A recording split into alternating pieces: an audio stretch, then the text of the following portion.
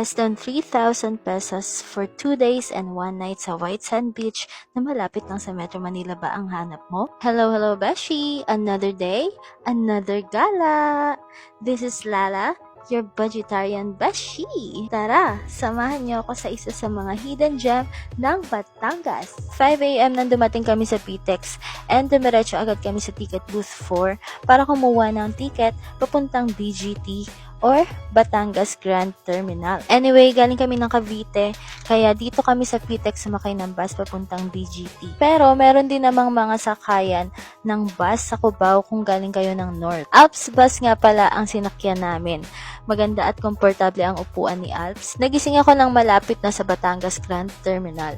Mga 2 hours din ang biyahe from PTEX hanggang BGT. Kapag nasa BGT ka na, lakad lang papasok ng arrival area, papunta sa pila ng jeep na biyaheng pa Anilao. 30 to 40 minutes ang biyahe mula BGT to Anilao Port. Kaya ayan, tulog na naman ang mga first zone dahil na traffic sa ginagawang kalsada, besh. At nakarating na nga kami sa Anilao Port. At beshi, walang pila sa port dahil weekdays kami pumunta. Kaya nire-recommend kong weekdays kayo gumora para hindi crowded at less hassle.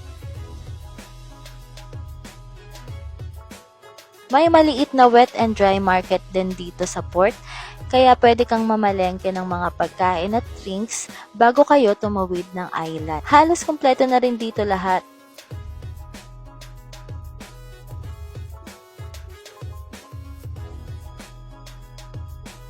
Ito yung loob ng ferry.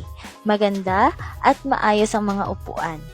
Pwede ka din umakyat sa taas para mag-picture at mag-video habang bumabiyahe ang ferry.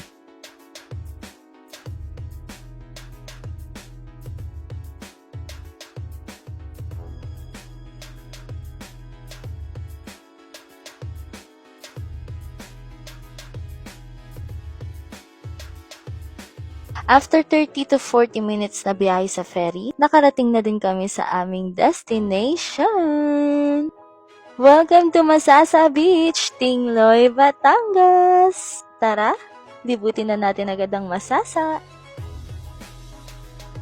First stop ay dito sa iconic Stairway to Heaven sa main beach ng Masasa. Perfect mag-picture dito at kapag nasa taas ka, kitang-kita mo ang ganda ng Masasa Beach. Pwedeng mag-chill and swim at magtampisaw dito sa beach.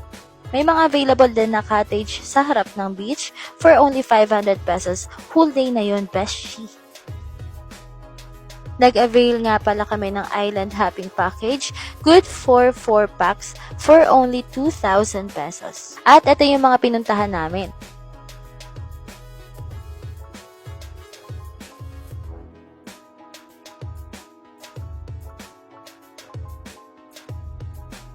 Hindi nga lang kami nakapag-stop sa Blue Lagoon dahil nung time na yon mataas na at malakas na ang alon. Kaya for our safety, hindi na kami tumuloy.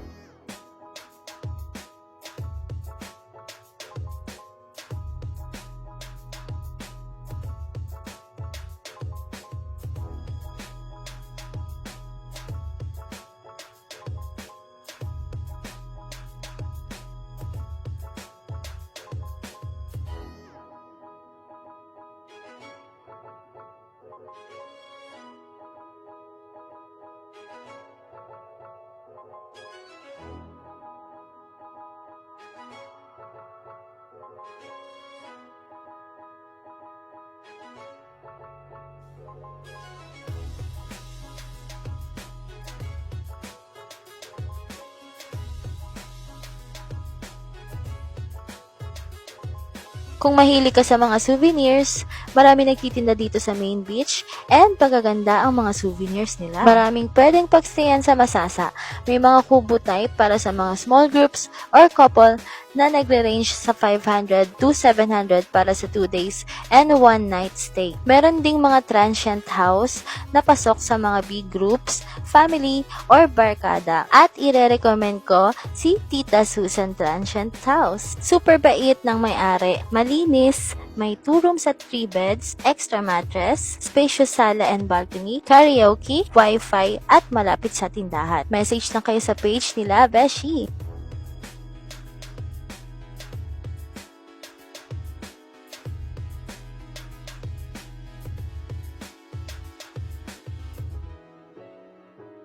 At syempre, huwag nyo din palampasin ang napakagandang sunset dito sa Masasa na perfect pang FB and IG post.